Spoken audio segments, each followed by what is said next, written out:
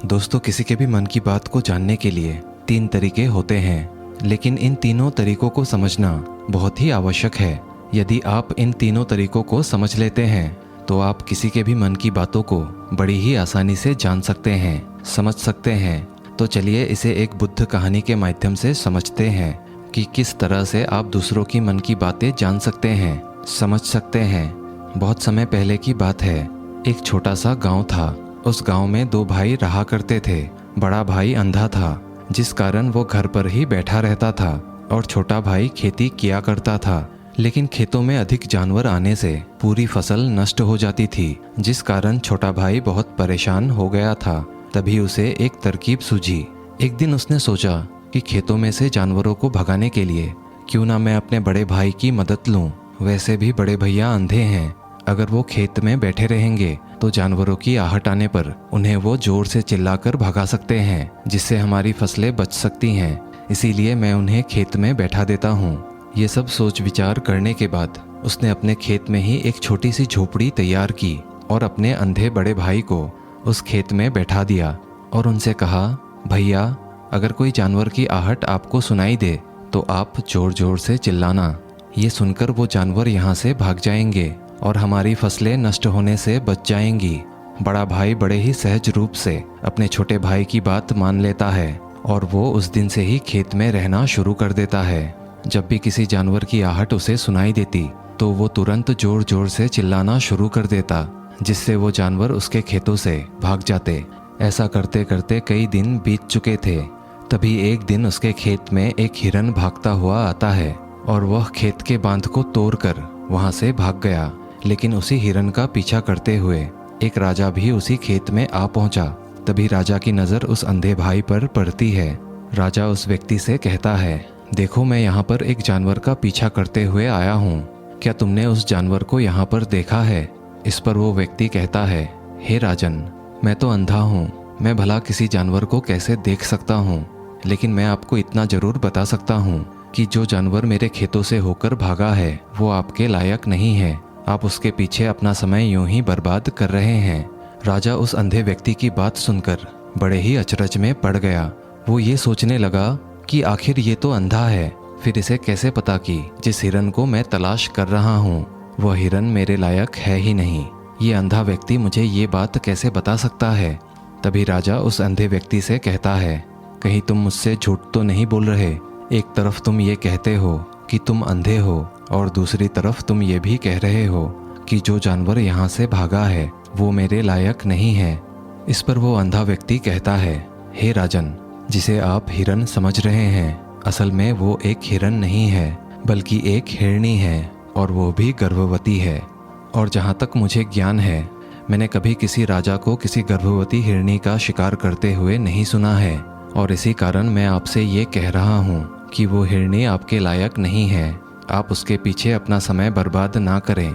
यह सुनकर राजा और भी अचरज में पड़ गया। वो ये सोचने लगा कि आखिर ये अंधा आदमी ये बात कैसे जान सकता है कि वो हिरनी है और वो गर्भवती है। राजा कुछ देर सोच विचार करने के बाद अपने सेनापति से कहता है, सेनापति जी, मुझे वो जानवर जिंदा चाहिए, क्योंकि मुझे ये पता करना है कि क्या वो हिरनी है और क्या वह गर्भवती है, क्योंकि यह अंधा आदमी बहुत ही विश्वास के साथ कह रहा है और मुझे इस बात की पुष्टि करनी है। यदि वह हिरनी हुई और गर्भवती हुई तो वह हमारे शिकार के लायक नहीं है, क्योंकि हम तो एक हिरन का पीछा कर रहे थे।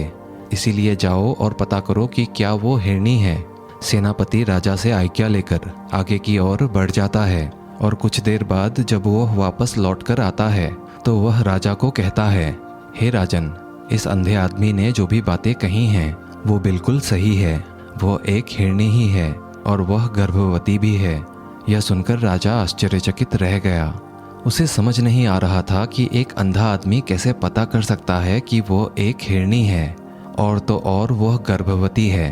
भला एक अंधा आदमी यह कैसे देख सकता है, ये कैसे जान सकता है, आखिर इसे यह कैसे पता चला? ऐसे कई सारे प्रश्न राजा के मन में उमड़ने लगे। अब राजा ने यह ठान लिया था कि मुझे इस बात की तह तक पहुंचना है कि आखिर यह अंधा आदमी कैसे जानता है कि वह जानवर एक हिरनी है। यह सोचकर वो राजा उस अंधे आदमी के पास जाता है और उस अंधे आदमी से कहता है, देखो मैं ये तो नहीं जानता कि तुम सच में अंधे हो या नहीं, लेकिन मैं तुमसे एक बात जानने आया हूँ। क्या तुम मेरे प्रश्न का सही सही जवाब दोगे? इस पर अंधा व्यक्ति कहता है, हे राजन, आप जो कुछ पूछना चाहते हैं आप पूछ सकते हैं, मैं आपको बिल्कुल सच सच जवाब दूंगा। इस पर राजा कहता है, देखो एक तरफ तो तुम कहते हो कि तुम अंधे हो और दूसरी तरफ तुमने ये बता दिया कि जिस जानवर का मैं पीछा कर रहा था वो एक हिरनी है और तो और वह गर्भवती भी है। आखिर तुम्हें यह कैसे पता चला? तुम्हारे खेत में और भी तो जानवर आते होंगे और भी तो जानवर यहाँ से गुजरते होंगे, फिर तुमने यह कैसे अंदाजा लगाया? तभी वह अंधा व्यक्ति राजा से कहता है, हे राजन, आप जिस हिरनी का पीछा कर रहे थे वही हिरनी जब मेरे खेत में आई, उसकी रफ्तार और भागने के अंदाज से मुझे ये पता चल चुका था कि ये एक हिरनी है। और मेरे खेत की जो बांध है वो बहुत छोटी है, उसकी ऊंचाई ज़्यादा नहीं है। यदि कोई हिरन होता तो उस बांध को बड़े ही आसानी से लांघ जाता, लेकिन वह हिरनी इस बांध को तोड़कर भागी है। और यदि वह इस बांध को छलांग लगाकर पार करने की कोशिश करती तो इससे उसके बच्चे को नुकसान पहुंचने का डर होता। और इसी बात से मैंने यह पता लगा लिया कि वह गर्भवती है। इस कारण वो ज़्यादा ऊंची छलांग ना लगाकर मेरे खेत की बांध को तोड़कर चली गई। इस पर राजा के मन में एक और प्रश्न उठा।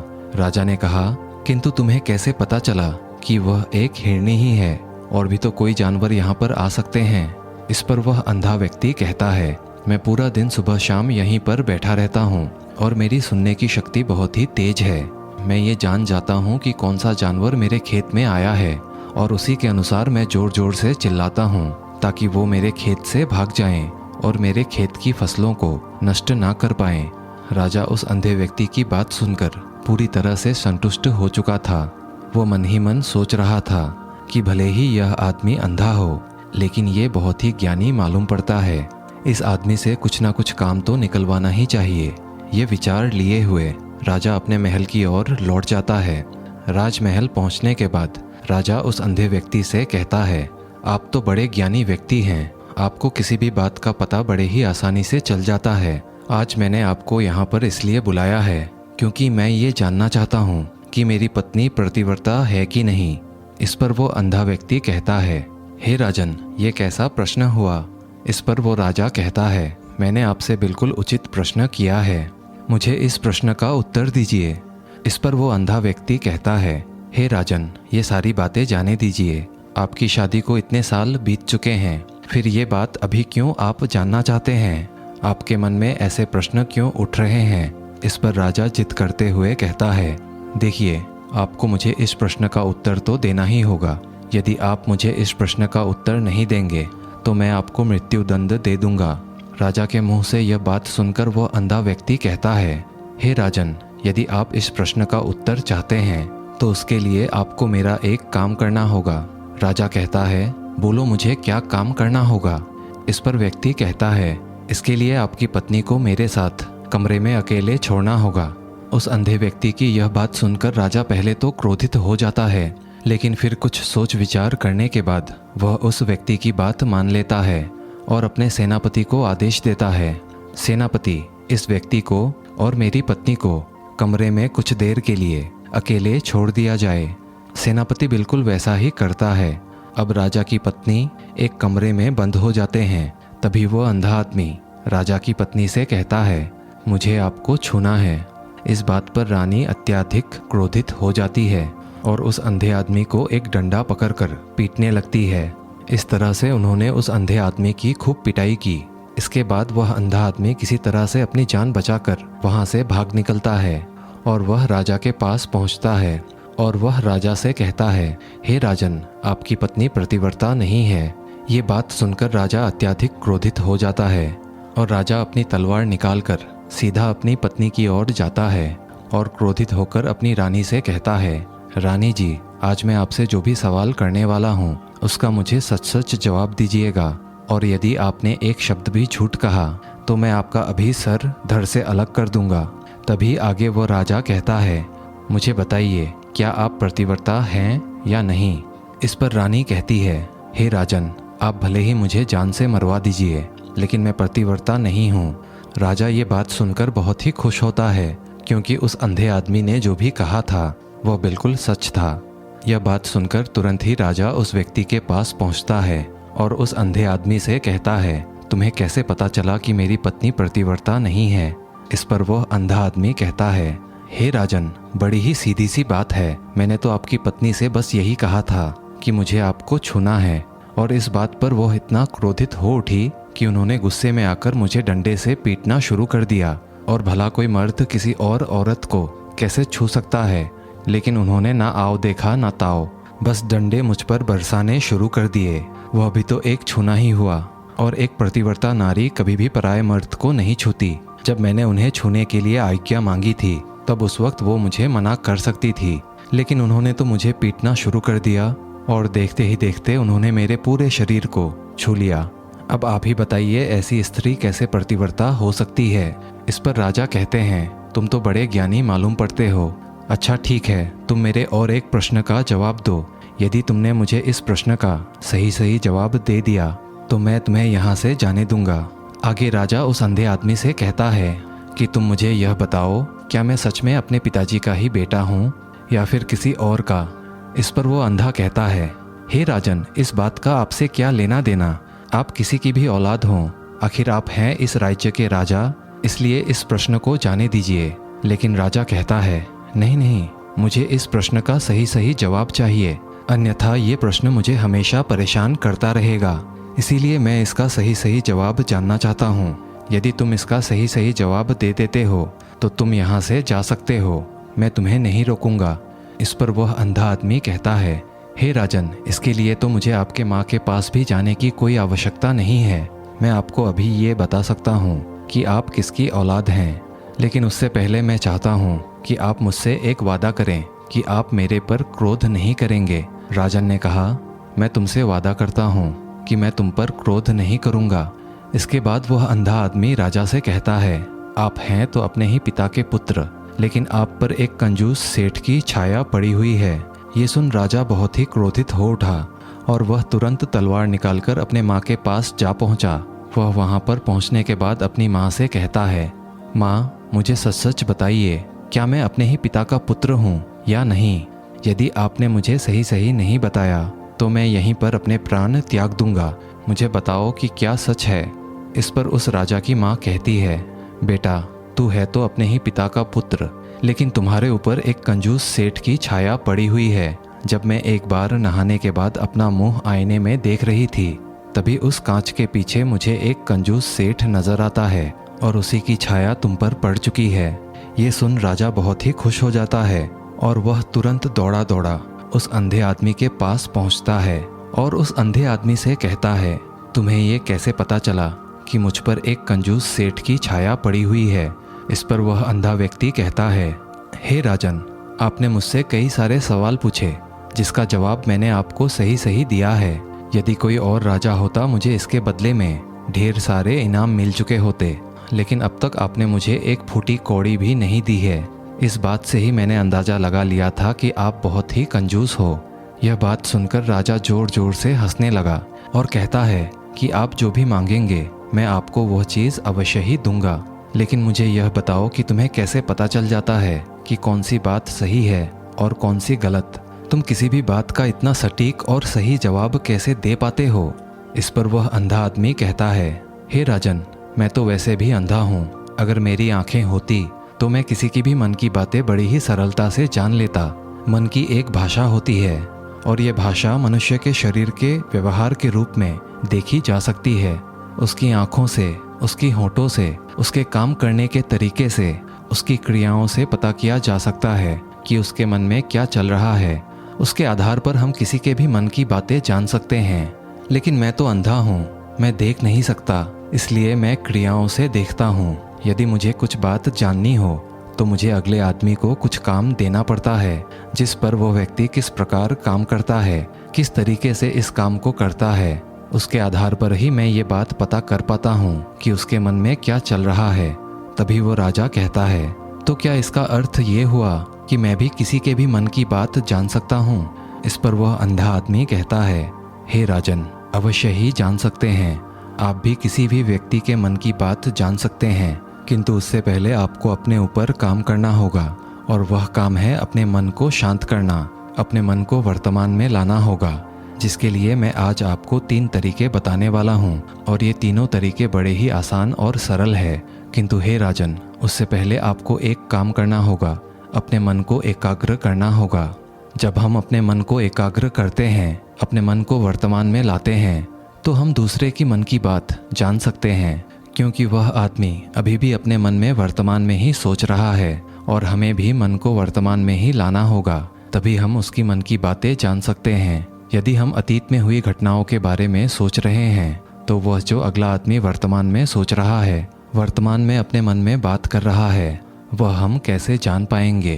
क्योंकि हम तो अतीत की घटनाओं में डूबे हुए हैं। इसीलिए किसी के भी मन की बात को जानने के लिए सबसे पहले हमें अपने मन को एकाग्र करना होगा, उसे वर्तमान में लाना होगा।